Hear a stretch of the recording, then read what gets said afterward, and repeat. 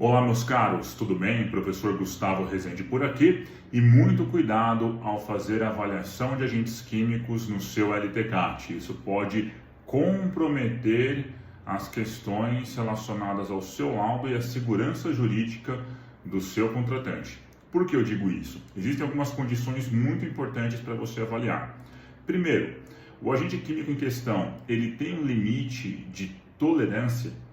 E esse agente químico, ele é comprovadamente cancerígeno para seres humanos? Essas são duas questões fundamentais. Bom, vamos imaginar aqui que você tem o caso, por exemplo, do agente químico tolueno, um hidrocarboneto aromático. O limite de exposição ocupacional dele é de 78 ppm, 78 partes por milhão. Todavia, o tolueno, ele não é, apesar de ser um hidrocarboneto aromático, comprovadamente cancerígeno. Ele não está no grupo 1 da LINAC, que é derivado lá da lista da IARC. Então, o tolueno ele é um composto derivado do petróleo, pode ser enquadrado lá no anexo 4 do decreto 3048, não no código do benzeno, mas para que haja o direito do período especial, esse segurado, esse trabalhador, deve estar exposto a uma concentração de tolueno que supere o seu respectivo limite de exposição ocupacional e que seja uma exposição permanente. Agora, quando você vai avaliar um agente químico como o N-hexano, o iodo, eles não têm limite de exposição ocupacional nem nos anexos 11 e 12 da NR15. E não cabe a você fazer uma avaliação com base no anexo 13. O anexo 13 são operações e atividades que caracterizam o pagamento do adicional de insalubridade se houver uma efetiva exposição em alguma daquelas atividades. A diferença do anexo 13 da NR15 para as atividades listadas no anexo 4 do decreto 3048 é que as atividades ali constantes para os agentes químicos, elas são apenas exemplificativas. Não é porque a pessoa está executando aquela atividade que automaticamente ela vai ter direito à aposentadoria especial. Isso é uma coisa que vocês precisam ter muito claro, até porque no início do anexo 4 do decreto isso é colocado em pauta, ok? Então você vai fazer uma avaliação qualitativa, conforme determina o parágrafo 2 do artigo 68 do decreto 3048, considerando todas as características que estão lá, que eu passo até no meu curso de LTCAT sobre isso, e você vai fazer essa avaliação, então, determinando se há também uma efetiva exposição, ok? Independente de ter um limite de exposição ocupacional ou não. Caso você queira usar, por exemplo, um limite internacional, como o da CGH, aqui o livreto da CGH de 2024, se você quiser usar ele para ter uma avaliação quantitativa e assim correlacioná-la com esse resultado, beleza. Isso é válido para fins de tomada de decisão quanto à real exposição, mas não é compulsório.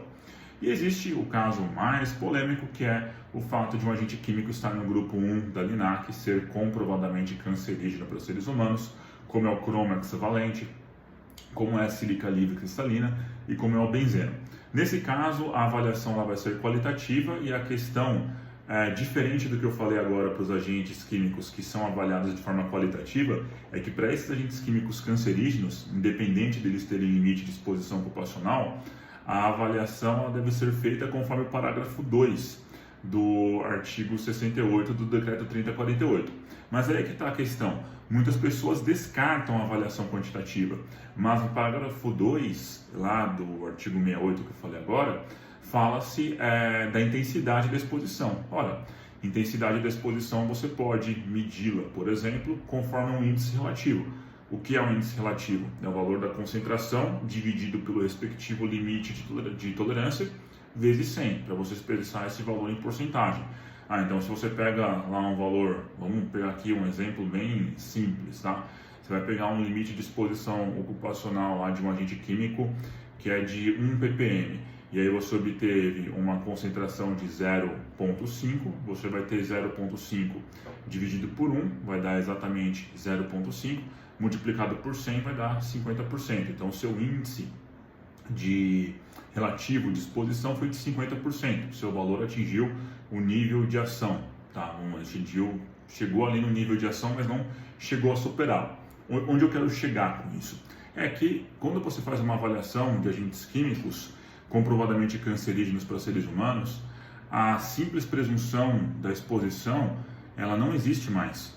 O decreto 10.410, em junho de 2020, revogou o antigo parágrafo 4 do Decreto 8.123 de 2013, falando que essa avaliação ela vai ser feita de forma qualitativa. Mas o fato dela ser qualitativa não quer dizer que você não possa usar valores para extrair do seu julgamento técnico profissional, ok? É claro que isso é interpretativo, mas eu julgo que quando você vai fazer uma avaliação de benzeno, por exemplo, e as exposições elas são muito, mas muito baixas, inclusive na imensa maior parte dos casos abaixo até mesmo do próprio limite de quantificação do método analítico em função da concentração, eu não vou caracterizar uma atividade dessa como especial, mesmo ela sendo permanente, até porque as exposições elas são ínfimas e algumas vezes, mas nem todas, as empresas adotam medidas de prevenção e controle que ainda assim são altamente eficazes, mesmo que se trata, por exemplo, do programa de proteção respiratória, do uso do EPI, do uso de respiradores. Então temos medidas administrativas individuais sendo implementadas, mesmo com valores abaixo do nível de ação. Veja só que interessante. Então, o que eu quero trazer para vocês aqui nessa mini aula que eu estou passando é justamente os fundamentos que devem ser levados em consideração na hora de você fazer uma avaliação dos agentes químicos, ok? É claro que o último caso mais complexo é esse dos agentes químicos comprovadamente cancerígenos, mas a gente não pode simplesmente abaixar a cabeça e fazer aquilo que a Receita Federal tem imposto sem questionar cientificamente e tecnicamente isso. Eu não estou dizendo que não há exposições críticas a esses agentes químicos carcinogênicos. Evidentemente elas existem e quando existem a ponto de atender na íntegra a legislação previdenciária vigente, é necessário, então, havendo efetiva exposição, caracterizar lá a contagem do período especial e o respectivo recolhimento do FAI, de 6, 9 ou 12%. Na imensa maioria, a gente está falando aqui de 6%, beleza? Mas é bem importante vocês ficarem ligados a isso para poderem fazer um enquadramento adequado e terem segurança ao elaborar o seu LTCAT, beleza? Fica a dica para vocês nessa mini videoaula. Se você gostou, deixa seu like e eu te vejo na próxima. Um forte abraço e até mais. Tchau, tchau.